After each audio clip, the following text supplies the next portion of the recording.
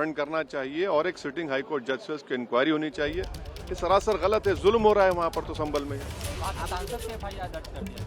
आप जिस पे चाहे कर लीजिए भाई, जिस पे भी चाहे कर लीजिए, जज आप, जूरी आप, सब आप, तो बचेगा क्या फिर अब? सर, जेपीसी में आप लोगों ने समय मांगा है क्या? जी, जैसा भी आपने हमारे डेलीगेशन तरफ से बोला गया है, मैं उसको रिपीट करना नहीं चाहता, मगर स्पीकर साहब ने बड़ी इत्मीनान से हमारी पूरी जितने मेंबर्स 11 नॉन बीजेपी एमपीज गए थे उनकी बात को सुना। वो बोले कि इसके ऊपर कंसिडर करेंगे और हमको उम्मीद है कि ऑनरेबल स्पीकर साहब इसका टेन्योर बढ़ाएंगे, क्योंकि आप देखिए बंगाल नहीं गई कमेटी, बिहार हम लोग नहीं गए, उत्तर प्रदेश में शिया वक्फ की प्रॉपर्टीज़ को हमने नहीं देखा। तो ऐसे कई, दिल्ली के मंत्री को बुलाना है, ऐसे कई स्टेट्स है जहां पर कमेटी को जाना चाहिए। वो स्टेक होल्डर्स हैं, उनकी बात को सुनना बहुत ज़रूरी है। सर, वक्फ बोर्ड अमेंडमेंट बिल को लेकर आप क्या सोचते हैं? क्योंकि लगातार सरकार की तरफ से यही कहा गया कि जो मुस्लिम है, जनता है, उनके हित में है, मुसलमान जो है उनके अभी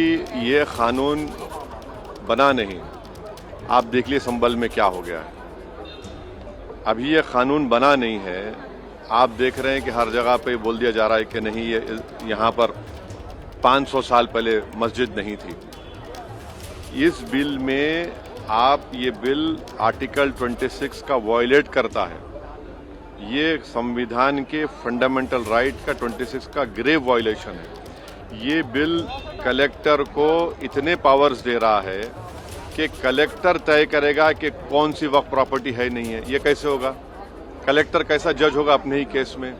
तीसरा, आप किस बुनियाद पर इस बिल में आप नॉन मुस्लिम को मेंबर बना रहे हैं? जितने धर्म की बुनियाद पर, चाहे वो हिंदू धर्म के एंडोमेंट बोर्ड्स हो, चाहे दिल्ली का एसजीपीसी हो, या उसका एक्ट हो, या क्रिश्चियंस के जो भी उनके धर्म के संस्थान हैं, वहाँ पर तो कोई उसी धर्म का आदमी मेंबर बनता है।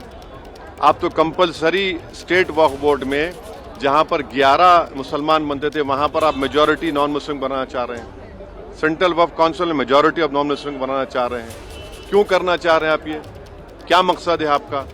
कलेक्टर को इतना पावर दे रहे हैं, तो ये आर्टिकल 26 का ग्रेव वायलेशन है और इसीलिए वक्फ को बचाने के लिए नहीं लाया जा रहा है। ये वक्फ को ख़त्म करने के लिए, और वक्फ बोर्ड को सिर्फ एक पोस्ट ऑफिस बना के रखना चाह रहे हैं। तो जो वक्फ की प्रॉपर्टी है वो गवर्नमेंट की दी भी नहीं है, इसको मुसलमानों की गाड़े खून की कमाई है, तो आप उसको छीनना चाह रहे हैं। और उतना ही मकसद है सरकार का। आप देख रहे हैं संभल में क्या हो रहा है, ऐसे ही और वाकयात होते रहेंगे। हो गया सर, हो गया। असदुद्दीन ओवैसी को आप सुन रहे थे, एआईएमआईएम के प्रमुख, जो जेपीसी से लेकर संभल हिंसा तक पर विस्तार से अपनी बात रख रहे थे। संभल हिंसा को लेकर असदुद्दीन ओवैसी की तरफ से कहा जा रहा है कि साहब ये सीधे सीधे मामला जुल्म का है, अत्याचार संभल के लोगों पर हो रहा है। इसके लिए वो राज्य सरकार और साथ ही स्थानीय पुलिस प्रशासन को कटघरे में खड़ा कर रहे हैं। उनकी तरफ से मांग की जा रही है कि सिटिंग हाईकोर्ट के जज से संभल में जो हिंसा